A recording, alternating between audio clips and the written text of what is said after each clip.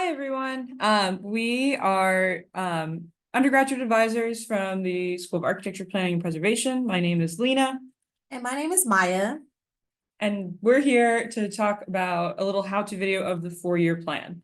So part of the requirements for the architecture major is that students complete and update a four-year plan every semester, just to track what classes you've taken, what requirements you have fulfilled, and what classes you need to take in the future to achieve your major requirements.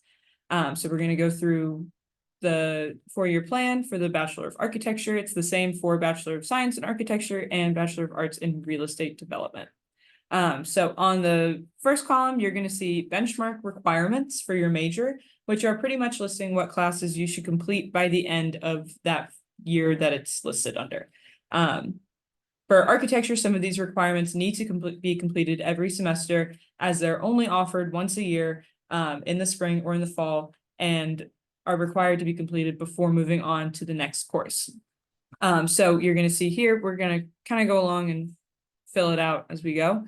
But benchmark requirements for each year kind of structure the required courses. Benchmark requirements for year two are the next step of the architecture curriculum. And then the kind of typical junior, senior year are a little bit more open. In the second column, you're going to see the Bachelor of Arts major requirements. So the same is for Bachelor of Science in Architecture and Real Estate. You're going to see different classes listed here, depending on what the major requirements are. This is important to look at just to see how many classes you've taken in the major, what you still need to take to complete the major, but also very important to note that just completing everything in this column does not mean that you have earned your degree. The University of Maryland degree is at least 120 credits, which your architecture or real estate classes will not fulfill alone. So this is just to kind of track what you have completed and what you still need to complete. Also down here, if you're interested in taking a minor, this can be a good place to track what classes you need to take for your minor, when you're going to take them. And if you're interested in taking any summer or winter classes, this is going to be a good spot to put them in, just to have them tracked and noted down, because they don't necessarily fall into these categories. All right, so in the middle, you have your semesters, and your job as a student is to fill in all of these classes, fill in all of the classes that you have taken in their corresponding semesters. That way, it will help you track what you have taken and what you still need to take. If you are filling out courses for semesters in the future, then you should write in your required major courses first. That way you will know what you'll need to complete. And then for your electives and gen eds, you can leave it labeled more vaguely because those tend to change based upon availability of the courses.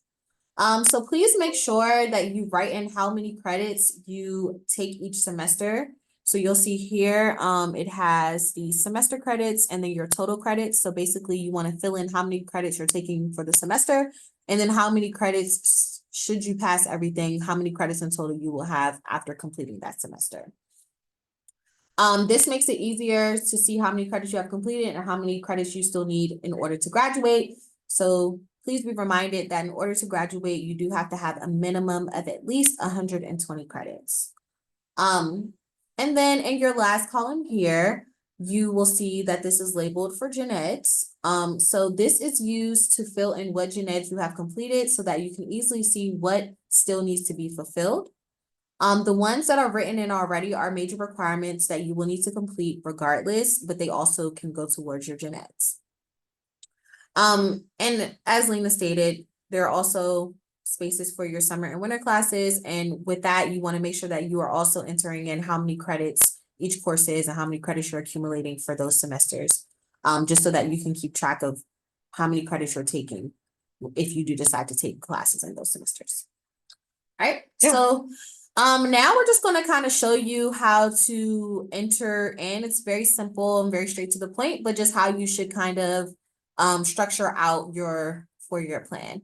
Remember that your four-year plan is to be completed before you attend your mandatory advising. So you want to make sure that you do have your classes updated and selected on your four-year plan before you attend your mandatory advising. When it comes to gen eds and electives again, you can have an idea of what you want to either fulfill, whether you put the gen ed requirement that you're looking to fulfill in that semester, or of course have a class that you are looking to take. And then of course, if those things change, or if anything changes on your four-year plan, you want to make sure that you update it accordingly. And if you are looking to possibly change a major requirement on your four-year plan, you want to ensure that you discuss it with your academic advisor before you adjust your four-year plan to those changes.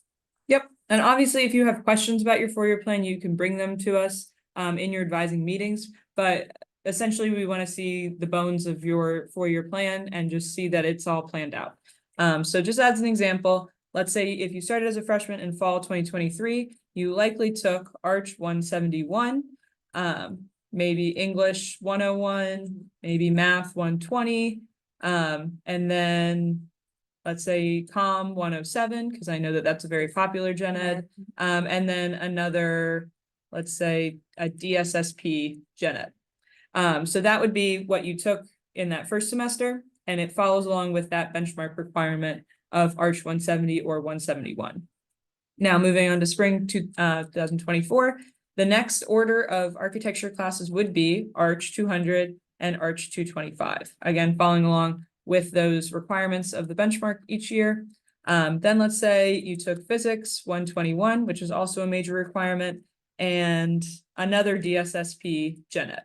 And then in addition to that, let's say you took an ICE. Oh. Sorry. Let's say you took an I series gen ed. So that would be total of 16 credits for this semester, 15 from back here. So you would have a total of 31 credits. Then going along, we haven't gotten to fall 2024 yet. Maybe you don't know specifically what gen ed you want to take. You're going to fill in the architecture courses that you will take because they go along with the architecture curriculum. So those are the required architecture courses for fall 2024 if you go on this this path. Then you could just put gen ed in there, just leave it open and general, and maybe another one depending on how many credits you want to take. Same with spring 2025. If you go on this pathway, you're going to take Arch 400 and Arch 463, and then fill it in with other general gen ed courses that you don't necessarily know what you want to take yet. Then we still want to see, even though it's very far in the future, we still want to see, I don't know why that's stuck there. We still want to see what classes you're going to take, even though they're farther down the line, just to make sure that you have enough time to complete your major requirements. So let's say you're going to start taking your Arch electives. Those are going to be 300 to 400 level classes. And if you do get accepted into the BS, because of course, after Architecture 400 and 463, that is when the pathways split. So if you do, of course, go into the BS, then you would, of course, adjust your schedule and fill in your four-year plan according to that. But of course, up until that point, you do want to fill out your four-year plan on the BA track.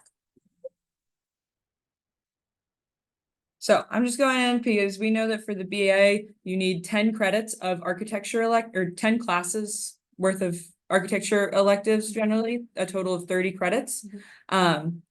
So those are just kind of an example. And then in order to reach 120 credits, maybe filling in some more gen eds that you have to take the FSPW class once you can take when you have 60 credits, maybe some minor coursework.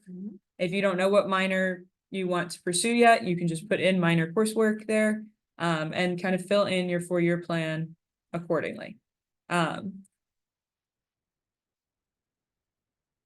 Maybe you want to do a lot of minors. Maybe you just want electives. Once you fulfill your major requirements and any other minor requirements and your gen eds, you have some freedom to just take electives of your choice. And just making sure that you reach 120 credits at least. Very important to follow up the semester credits, because let's say one semester you take a total of 12 credits. You would have to make those additional 3 credits up later in another semester or over the summer and winter in order to reach 120 credits. Just depending on what kind of timeline you want for your graduation and degree.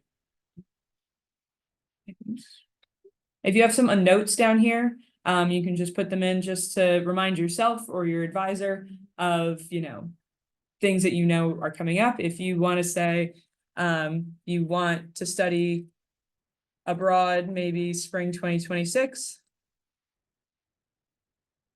It's something to keep in mind so that we can monitor it and make sure that you have enough time to study abroad and complete your major requirements in another semester. Or any other notes that you have.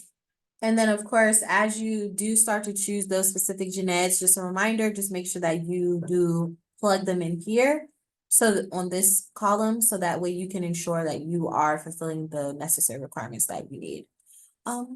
But overall, this is how you would go through and complete your 4-year plan. Again, of course, we are not requiring you to have specific gen ed or specific minor courses. But as far as the major requirements, those are going to pretty much stay the same, and they're going to kind of be redundant. So you want to make sure that you at least have those completed when you are, of course, coming to your major, your mandatory advising. And then, of course, like Lena said earlier, if you do come up with a schedule and you may have questions or concerns about it, you can always speak with your academic advisor, and we can kind of go through it just to make sure that it is the best schedule fit for you at the point in time. Yep, as advisors, we just want to see that you are taking the right classes in the right semester, just because architecture has many sequential classes, some classes that are only offered once a year. So we want to make sure that you have them in there and you have enough time to complete your requirements. So if you have like an arch elective missing, but a full schedule, we want to know where we can squeeze that in to make sure that you graduate in a timely manner. And if you are wondering, what classes did I take last semester? If you forgot, we are going to link the instructions and how-to videos of looking through your degree audit. So you can see what classes you've taken in the past, what major requirements you still have, what gen ed requirements you still have in another platform. So you can use your degree audit and your transcript in order to help fill out your 4-year plan.